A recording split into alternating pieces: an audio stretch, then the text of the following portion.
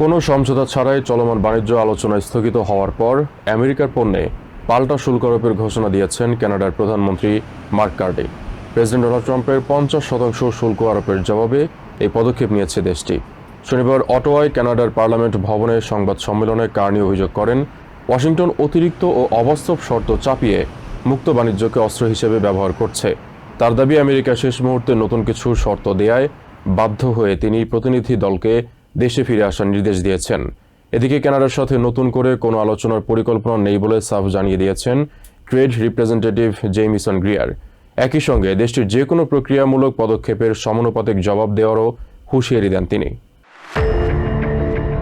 টানা কয়েকদিনের আলোচনার পরও আমেরিকার সাথে বাণিজ্য চুক্তিতে পৌঁছাতে ব্যর্থ হয়েছে কানাডা। এরপরই শনিবার ওয়াশিংটনের সাথে চলমান বাণিজ্য আলোচনা স্থগিতের ঘোষণা দিয়েছেন দেশটির প্রধানমন্ত্রী mark Carney. The gap between partnership and competitor, unfortunately, has remained too wide in recent days. So last evening, I instructed our negotiators to return to Ottawa. অটোয়ায় দেশটির পার্লামেন্ট ভবনে এক সংবাদ সম্মেলনে কার্নি অভিযোগ করেন, আমেরিকা তার মিত্রদের বিরুদ্ধে মুক্ত বাণিজ্যকে অস্ত্র হিসেবে ব্যবহার করছে। Our government understood before many that America would transform all of its commercial relationships, that it would put a series of tariffs. তার দাবি, কানাডা একটি ন্যায়সঙ্গত চুক্তিতে পৌঁছানোর চেষ্টা করলেও আমেরিকা শেষ মুহূর্তে এমন কিছু নতুন শর্ত দিয়েছে যা দেশটির স্বার্থ ও সার্বভৌমত্বকে ক্ষুণ্ণ করে। We cannot accept what they've offered, and we will not give. President Donald ট্রাম্পের নতুন 50% শুল্ক আরোপের জবাবে আমেরিকার বিভিন্ন খাতের উপর পাল্টা শুল্কেরও ঘোষণা দেন প্রধানমন্ত্রী Carney. Canada will match Washington's new tariffs dollar for dollar in order to protect Canadian workers, farmers, families and businesses. তিনি জানান, লোহা ও ইস্পাত, দুগ্ধজাত পণ্য, গৃহস্থালী যন্ত্রপাতি, কৃষি যন্ত্রপাতি, পাল্প ও পেপার এবং ইলেকট্রনিক্সের মতো খাতগুলো এই শুল্কের অন্তর্ভুক্ত হবে। Also include products that are currently subject to unjustified Section 232 and 338 tariffs. Labour ডের পরের মঙ্গলবার থেকে এটি কার্যকর হবে বলেও জানান কানাডার প্রধানমন্ত্রী। In the coming days, we'll release details of these new tariff measures. কার্নির এই সিদ্ধান্তের প্রতি পূর্ণ সমর্থন জানিয়েছেন অন্টারিও প্রভিন্সের প্রিমিয়ার ডাগ ফোর্ড। টরন্টোতে এক সংবাদ সম্মেলনে তিনি প্রেসিডেন্ট ট্রাম্পের শুল্কের বিরুদ্ধে কানাডার সব পক্ষকে ঐক্যবদ্ধ হওয়ার আহ্বান জানান। ট্রাম্পকে কোনোভাবেই বিশ্বাস করা যায় না বলেও মন্তব্য করেন Ford. Is a type of person that would steal your lunch money the first day. He'd steal the toque off your head the second day, and the third day he'd steal your running shoes. ওয়াশিংটনের বিরুদ্ধে কানাডার বৈদেশিক বাণিজ্য নিয়ন্ত্রণের প্রচেষ্টার অভিযোগ তুলে প্রধানমন্ত্রীর সিদ্ধান্তকে সমর্থন জানিয়েছেন ব্রিটিশ কলাম্বিয়ার প্রিমিয়ার ডেভিড ইবি। তার দাবি, অন্য দেশের সাথে বাণিজ্য কমাতে বাধ্য করে কানাডাকে উপনিবেশে পরিণত করতে চাইছে America. Would reduce us to the economic equivalent of the 51st state. It's never acceptable. তবে এ বিষয়ে কিছুটা সতর্ক মন্তব্য করেছেন কুইবেকের প্রিমিয়ার ক্রিস্টিন ফ্রেশিট। কুইবেক সিটিতে আয়োজিত সংবাদ সম্মেলনে ট্রাম্পের শুল্ক আরোপের তীব্র সমালোচনা করলেও পাল্টা পদক্ষেপের আগে আরও পর্যালোচনার উপর গুরুত্ব আরোপ করেন তিনি। And I think that the federal government can be an important actor. অন্যদিকে কানাডার সাথে নতুন করে আর কোনো আলোচনার পরিকল্পনা নেই বলে জানিয়েছেন trade representative Jamieson Greer. It's hard to say. We don't have new talks planned with the Canadians. We're moving forward with measures that respond to Canadian retaliation. Remember, Fox নিউজকে দেওয়া সাক্ষাৎকারে তিনি সতর্ক করে বলেন, কানাডার পক্ষ থেকে যে কোনো পাল্টা পদক্ষেপের সমানুপাতিক জবাব দেবে Washington. Our interest is in protecting American workers and protecting American supply. And they've always had the best deal, and they still would have an even better deal. এর আগে শুক্রবার রাতে দুই পক্ষের মধ্যে দীর্ঘদিন ধরে চলা বাণিজ্য আলোচনা ভেস্তে যায়। দুই দেশের শীর্ষ নেতৃত্বের মধ্যে সম্পর্কের টানাপোড়েন এবং শেষ মুহূর্তের শর্ত বদলের জেরে এই পরিস্থিতির সৃষ্টি হয়েছে, যার জন্য একে অপরকে দায়ী করছে ওয়াশিংটন এবং অটোয়া। ট্রাম্প প্রশাসন কানাডার উৎপাদন খাতকে ধ্বংস করার চেষ্টা চালিয়ে যাচ্ছে বলে অভিযোগ করেছেন দেশের শ্রমিক নেতৃবৃন্দ। কানাডার সবচেয়ে বড় বেসরকারি খাতের শ্রমিক সংগঠন ইউনিফোরের ন্যাশনাল প্রেসিডেন্ট ল্যানা পেইন বলেন, অটোয়া শেষ মুহূর্ত পর্যন্ত চুক্তিতে পৌঁছানোর চেষ্টা করেছে, তবে ওয়াশিংটনের পক্ষ থেকে বারবার শর্ত পরিবর্তন এবং অতিরিক্ত ছাড়ের দাবি জানানোয় এই প্রচেষ্টা ব্যর্থ হয়েছে বলেও দাবি করেন তিনি। দুই দেশের এই বাণিজ্য যুদ্ধের ফলে কানাডার ক্ষুদ্র ও মাঝারি ব্যবসাগুলোও মারাত্মক ঝুঁকির মুখে পড়বে বলে সতর্ক করেছেন কানাডিয়ান ফেডারেশন অব ইন্ডিপেন্ডেন্ট বিজনেসের লেজিসলেটিভ অ্যাফেয়ার্সের ভাইস প্রেসিডেন্ট রায়ান মেলা। কানাডা এবং আমেরিকার মধ্যকার বাণিজ্য আলোচনা শেষ মুহূর্তে ভেস্তে যাওয়ায় দুই দেশের সম্পর্কে চরম অনিশ্চয়তা তৈরি হয়েছে। এর মধ্যেই কানাডার সবচেয়ে বড় বেসরকারি খাতের শ্রমিক সংগঠন ইউনিফোরের ন্যাশনাল প্রেসিডেন্ট লেনা পেইন দাবি করেছেন, ট্রাম্প প্রশাসনের লক্ষ্য হল দেশটির উৎপাদন খাতকে পুরোপুরি ধ্বংস করা। শনিবার সিবিসি নিউজকে দেয়া সাক্ষাৎকারে তিনি বলেন, অটোয়া শেষ মুহূর্ত পর্যন্ত চুক্তিতে পৌঁছানোর চেষ্টা করলেও ওয়াশিংটনের বারবার শর্ত পরিবর্তন এবং অতিরিক্ত ছাড়ের দাবির কারণে সেই প্রচেষ্টা ব্যর্থ হয়েছে। আমেরিকার নীতির কারণে কানাডার অটোমোবাইল শিল্প মারাত্মকভাবে ক্ষতিগ্রস্ত হওয়ার আশঙ্কা তৈরি হয়েছে বলেও দাবি করেন তিনি। ওয়াশিংটনের দাবির কাছে নতি স্বীকার না করে কানাডার সরকার শক্ত অবস্থান গ্রহণ করায় সন্তোষ প্রকাশ করেন পেইন। এদিকে কানাডার ক্ষুদ্র ও মাঝারি ব্যবসাগুলোর উপরও এই বাণিজ্য সংঘাতের প্রভাব পড়বে বলে মনে করছে Canadian federation of independent business বা CFIB। সংগঠনটির লেজিসলেটিভ অ্যাফেয়ার্সের ভাইস প্রেসিডেন্ট রায়ান মেলো গ্লোবাল নিউজকে বলেন, বর্তমান পরিস্থিতিকে কেন্দ্র করে দীর্ঘ সময় ধরে চলা অনিশ্চয়তা ব্যবসায়ী সমাজকে উদ্বিগ্ন করে তুলেছে। এই সংকট থেকে উত্তরণে সরকারের কাছে ক্ষুদ্র ব্যবসার জন্য সুনির্দিষ্ট ও সহজলভ্য সহায়তা কর্মসূচি এবং কর ছাড়ের দাবি জানান মেলো। অন্যদিকে আমেরিকান শুল্কের কারণে কানাডার কুইবেক প্রভিন্স সবচেয়ে ক্ষতিগ্রস্ত হতে পারে বলে আশঙ্কা করছে সেখানকার কর্তৃপক্ষ। শুল্ক কার্যকর হওয়ার আগেই কুইবেক থেকে আমেরিকায় পণ্য রপ্তানি এক সপ্তাহের ব্যবধানে 25 থেকে 30% পর্যন্ত কমে গেছে বলে জানিয়েছেন সংশ্লিষ্টরা। প্রভিন্স সরকার দাবি করেছে, ওয়াশিংটনের সাথে যে কোনো চুক্তি হওয়া বা না হওয়ার ক্ষেত্রে অবশ্যই কুইবেকের মৌলিক স্বার্থের সুরক্ষা নিশ্চিত করতে হবে। ইরানের উপর আমেরিকা নতুন করে অর্থনৈতিক নিষেধাজ্ঞা আরোপ করলে তেহরান কঠোর জবাব দেবে বলে হুঁশিয়ারি দিয়েছেন দেশটির সুপ্রিম ন্যাশনাল সিকিউরিটি কাউন্সিলের সদস্য মোহসেন রেজাই। এমনকি অন্য কোনো দেশ এই অর্থনৈতিক নিষেধাজ্ঞায় যোগ দিলে তাদেরও শত্রু হিসেবে বিবেচনা করা হবে বলে সতর্ক করেছেন তিনি।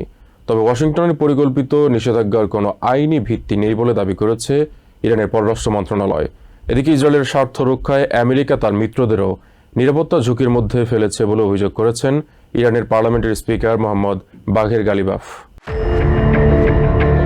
ইরানের উপর অর্থনৈতিক চাপ আরো বাড়ানোর পরিকল্পনা করছে আমেরিকা। দেশটির অর্থনীতিকে চাপে রাখতে নতুন করে নিষেধাজ্ঞা আরোপের প্রস্তুতি চলছে বলেও জানিয়েছে ওয়াশিংটন।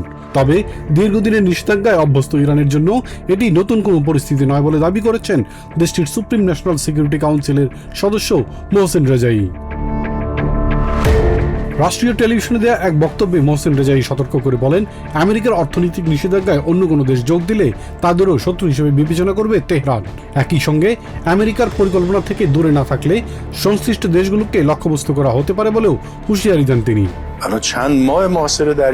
ট্রাম্প যদি আরো কঠোর অর্থনৈতিক পদক্ষেপ নেন, ইরানিদের প্রতিক্রিয়া হবে ভূমিকম্পের মতো।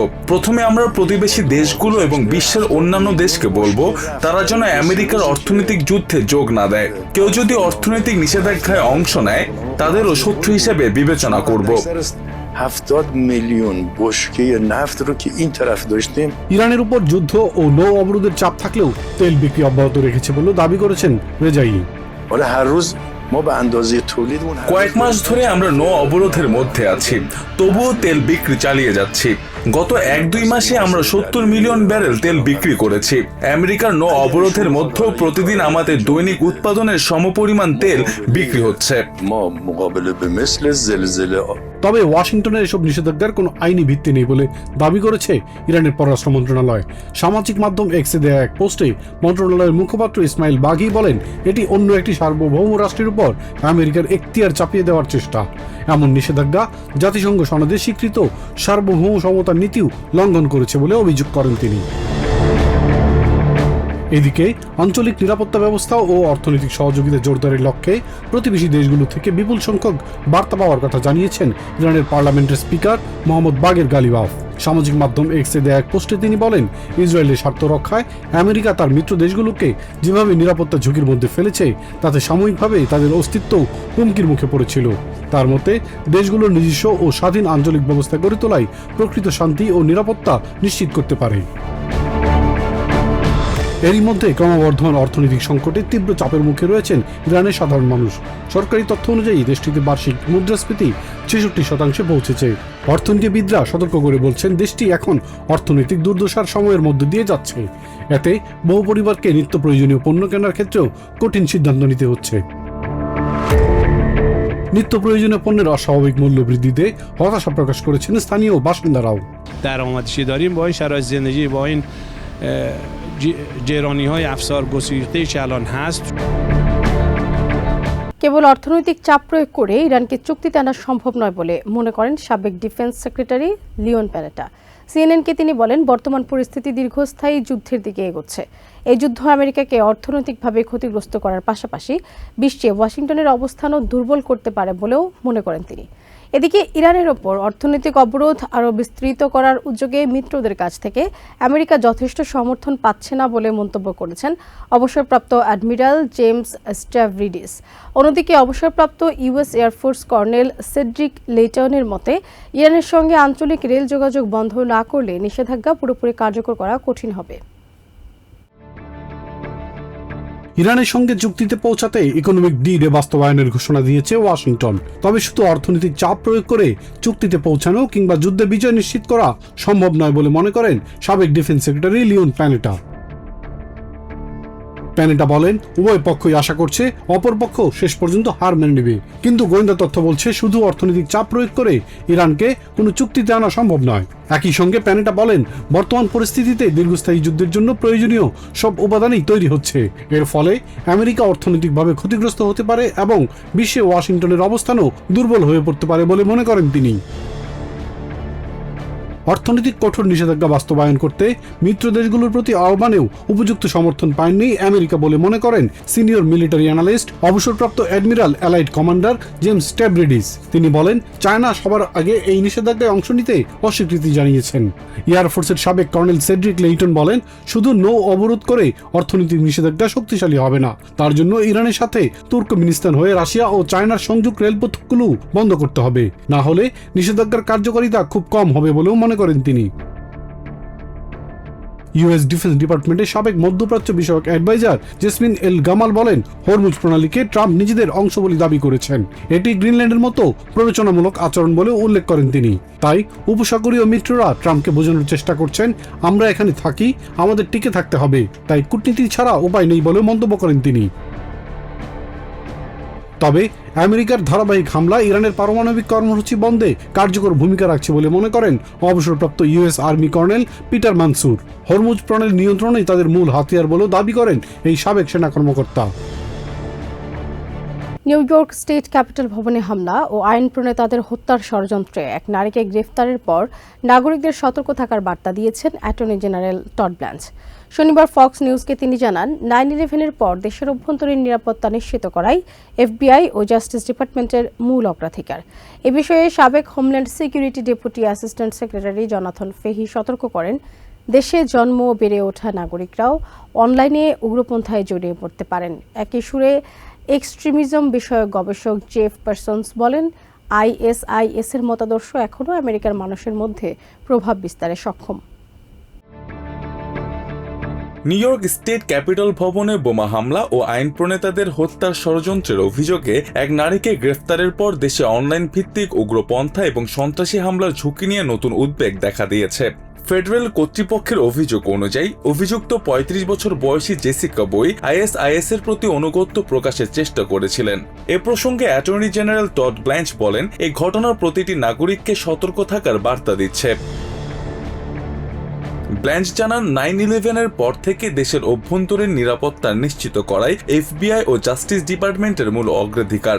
সম্ভাব্য ঝুঁকি এড়াতে প্রতিদিনই নানা অভিযান পরিচালনা করছে সংস্থাগুলো। শিশু নিরাপত্তা ও তথ্য সুরক্ষার মামলায় টিকটকের সাথে সমঝোতার বিষয়ে ব্ল্যাঞ্চ উল্লেখ করেন, নতুন মালিকানার প্রতিষ্ঠানটি শিশু সুরক্ষার প্রতিশ্রুতিবদ্ধ, তবে কোনো প্রতিষ্ঠান আইন অমান্য করলে কোনো ছাড় দেওয়া হবে না বলেও সতর্ক করেন তিনি। তদন্ত অনুযায়ী অভিযুক্ত বই 5 বছর আগে ধর্মান্তরিত হয়ে নাম গ্রহণ করেন। সাবেক homeland security deputy assistant secretary Jonathan ফেহির মতে, এই ঘটনা প্রমাণ করে দেশের জন্ম ও বেড়ে ওঠা নাগরিকরাও অনলাইনে উগ্রপন্থায় জড়িয়ে পড়তে পারেন। আইএসআইএস এর নিয়োগ প্রক্রিয়ার সমালোচনা করে তিনি আরো বলেন, বিদেশি উগ্রপন্থী দলগুলো সহজ প্ররোচনায় সাধারণ আমেরিকানদের চরমপন্থার হাতিয়ার বানাচ্ছে।